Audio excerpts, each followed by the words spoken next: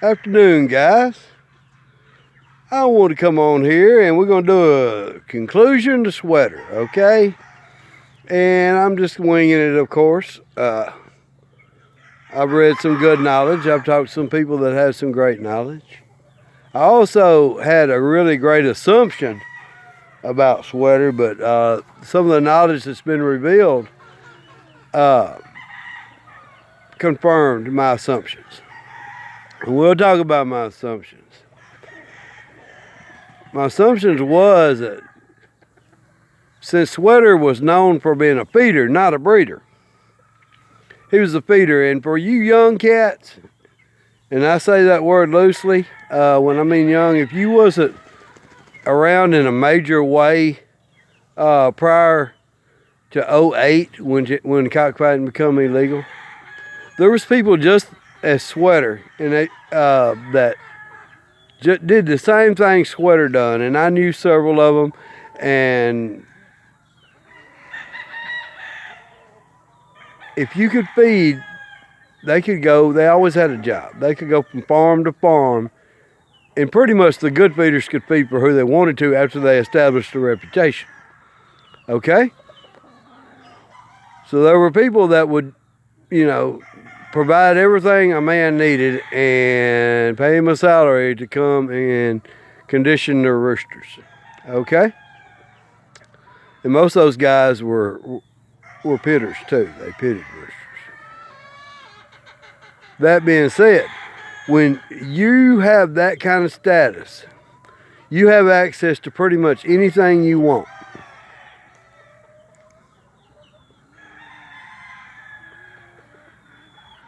Sweater was a feeder. He traveled from farm to farm, feeding roosters for different big farms.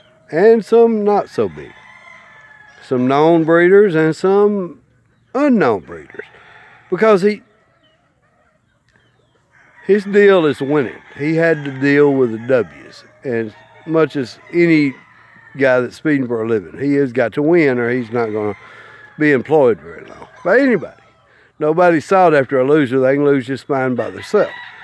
And they all want the guy that's winning. It's just human nature. So Sweater pretty much at some point got to go where he wanted, such as many others did.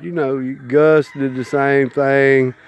So many others that I'm just not thinking of. Kearney, Kearney probably stayed employed with Duray longer than I know of any feeder that stayed employed by a owner.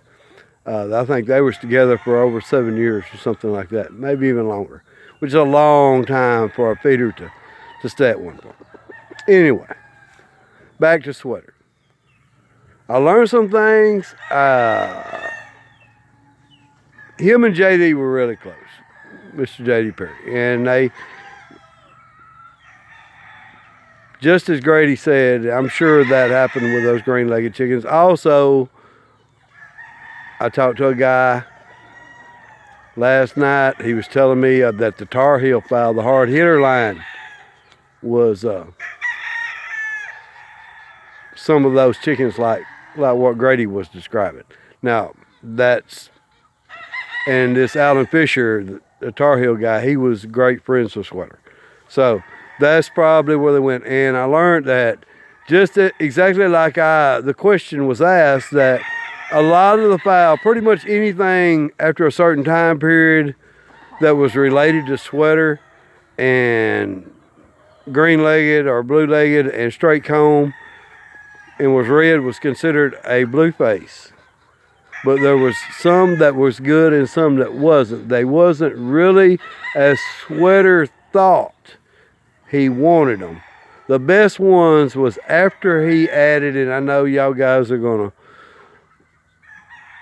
throw a fit, after he added the black blood to them. He added he crossed them on two different kinds of shuffler, on the red shuffler and some other named shuffler that was up that way. Because the blue-faced chickens, and we're talking about the blue-faced line here, we're not talking about the line that him and Grady made. The blue-faced chickens he couldn't get them to carry on the right genetics. Look at that brown red out. I don't know if y'all can see it, but he was acting like a turkey strutting a hen out there in the middle of that tackle, just spinning in a circle with all his feathers standing up. Anyway, well, I used to call it voodoo dance. But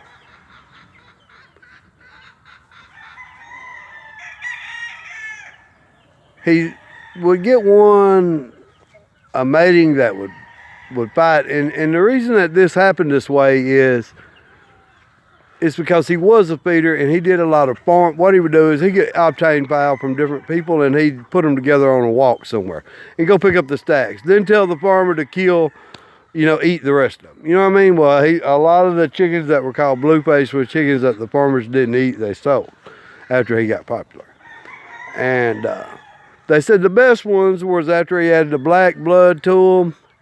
And he crossed them on some shufflers, 2 different kinds of shufflers at 2 different times or at the same time. And stags were fought they were fought 2 years in a row in the same tournament by a sweater in the short heel and in stag derbies, which is something that Sweater never had done before. Sweater never had fought in the 1 1/4 inch heel because he's from the South, Long Hill country. And he never had conditioned stags before because down in the South they fought cocks. They didn't fight stags in the big tournaments, okay? So, the first year, I think it was a 10 rooster event, 10 stag event. I think he went 9-1 to win it by himself. And everybody said it was a fluke up there in Short Hill country that this Oklahoma boy couldn't, it had to be a fluke. There ain't no way he could come up there in their backyard and whoop them like that. The next year, he went to the same tournament. The same score, 9-1, won it again with them little chickens in the Short Hill. And some of the spectators was saying some of the stuff that lives true today about them, about the Blueface that I've seen. The ones that I grew up seeing. They were brutal, ground fighting, hard hitting, stick to a rooster. When they got to him, they would stick to him like bubble gum to a hot sidewalk. And when they spit him out, there was major damage done. But their qualities was they were bulldoggy. They wanted to go straight in, and I never seen one that would break. They were ground fighting roosters and extraordinarily good roosters. The ones I seen, which when I seen from the knowledge I've heard that they had black chicken in them, of course they had a lot of other stuff in them too. But they was a soup pot that didn't work that Sweater throwed some black chicken in and made them work because he couldn't keep them. He could get one that fought the way he wanted to every now and then, but he couldn't keep them that way, and he never had enough sense to go get something that would ball up on one. Now, you got to remember, he was a rooster man. He was about that winning. That's how he made his living, was with that winning, from what I understand. But he was a feeder, and if a feeder ain't winning, he ain't winning. He ain't got no job very long. But, so that stands to be true. And with knowing that with his employment status, he could get what he wanted. I could go through all the bloodlines that he had added from time to time in different ways he bred chickens, which is, I couldn't get them all, but the guy had a ton of it. It's on that post over on social media, on the YouTube video that's prior to this one on Sweater. Lou Elliott pretty much laid it out. Put it on the comments, an article that Lou Elliott did on Sweater. And he had the ginger hats that Sweater had, but he was so much involved in so many different matings of so many chickens. Because like I said, if you've ever had a good status as a feeder, you can get what you want when you want it, and hell, a lot of times you have to turn it down. I mean, because you can't breed them all. Because it's so many times that the guy that fed them and pitted them, they cutting the gallops off of them back in the legal days, and old owner say, how'd you like him? Say, you loved him, whatever, he's great roosters, whatever, and he'd say, you want him?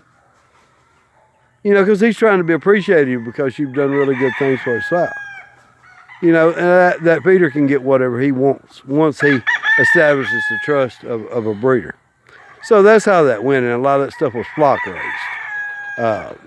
So, and that's what would have suited him at that time. That was done a lot. A cock and 6 hens put on the yard, no other chickens. Every fall, the fella comes, picks up stags he wants, calls the rest, comes back next year, repeats. And so, Sweater was involved in a lot of stuff, a ton of stuff. And that name Blueface got stuck on a lot of chickens that wasn't the ones that considered Blueface. The story everybody seems to all have in line, the one part of all of this that has to, everybody has in line when you're going back to a Blueface, is that everybody talks about the little one-eyed cock that Ted McLean sent Gilmore when Sweeter was feeding for him, a little stag, and McLean was going to cull the stag. He didn't even want to send him a good chicken. He sent him that one because he was junk. And the pale-headed hen. Everybody seems to have that part in line. So that is the one part of the story, but there was a lot of stuff bred to them chickens besides that. Oh my God. Anyway, and there's so many different lines of them now, because anything pretty much that, like I said, that somewhat remotely was similar to a green-legged straight comb rooster that was anywhere remotely related to anybody that knew anything about Sweater got called a Blueface when Sweater went to whooping people with him. And that's as much as I know about the chickens. That's as much of a soup pot as I have ever seen on any line of fowl. And there's no way you could follow it. There's no way you could follow it. He just kept adding things to this and that. He was trying to create winners. And I mean, and that's what he done. In the end, when he went and got them black chickens and shoved in them, but they went to rocking and rolling. But, you know, the bad traits before then, people said they were low-headed, they dogged around. And that was some of the same things that I heard about them when I was a kid, about the Blueface family. But the first ones I ever seen didn't dog around. They wasn't low-headed. But anyway, I've seen some awful good Blueface chickens. But the best ones I ever seen were the lemon hackle, bulldog, medium station-built chickens that wouldn't even try to break up there with you. They just waiting to try to grab you. But they'd come at you like a house of fire, hoping they could get you before you went up there. And when they turned you loose, they'd be lots of damage. Anyway, I hope everybody enjoyed this. We're going to keep these going. Y'all be sure and like and subscribe. We're going to try to do one on the Joe Good Grays pretty soon. That's another one that's a real controversial thing. Anyway, God bless you guys. Thank you.